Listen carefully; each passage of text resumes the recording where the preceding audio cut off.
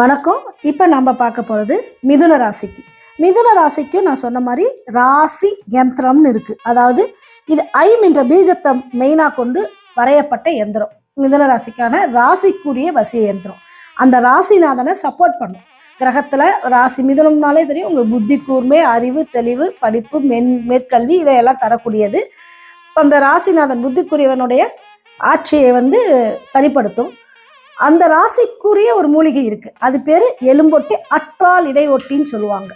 அந்த மூலிகையை முறைப்படி எடுத்து சாப நிவர்த்தி பண்ணி மந்திர யந்திர பிரதிஷ்டையெல்லாம் பண்ணி அதுக்கு காப்பு கட்டி சாப நிவர்த்தி பண்ணி அதுக்குரிய யந்திரம் தன ஆகாஷ்ன குபேர யந்திரம், மிதுன ராசிக்குரிய யந்திரம். அதாவது மிதுன ராசியின் மூலிகைக்குரிய யந்திரம். அந்த யந்திரம் ப்ளஸ் ராசி யந்திரம் ப்ளஸ் இந்த மூலிகை, இது மூணையும் நம்ம ஒரு பவுச்சா ஒரு பேக் மாதிரி போட்டு பூஜைக்குன்னு தரோம். அது உங்களுடைய பொருளாதார நிலையை மேம்படுத்தும், தன ஆகாஷனத்தை கொடுக்கும். ஏன்னா அதுக்குரிய யந்திரமே தன குபேரர் ஆகாஷன யந்திரம். அதனால அதை கொடுக்கும். உங்களுக்கு புத்தி கூர்மையை கொடுக்கும், புரிதல் தன்மையை கொடுக்கும், தெளிவான மனநிலையை கொடுக்கும். உங்களோட உறவுகள், தாய் மாமன் சார்ந்த உறவுகள், தாய் சார்ந்த உறவுகளை மேன்மைப்படுத்தி தரும். அவங்கக்கிட்ட இப்போ யாருக்காவது கிட்டேருந்து உங்களுக்கு பணம் வரணும், ஏதோ ஒரு தடை இருக்குன்னா அந்த தடைகளெல்லாம் விலக்கி நல்வழி கொண்டு செல்லும்.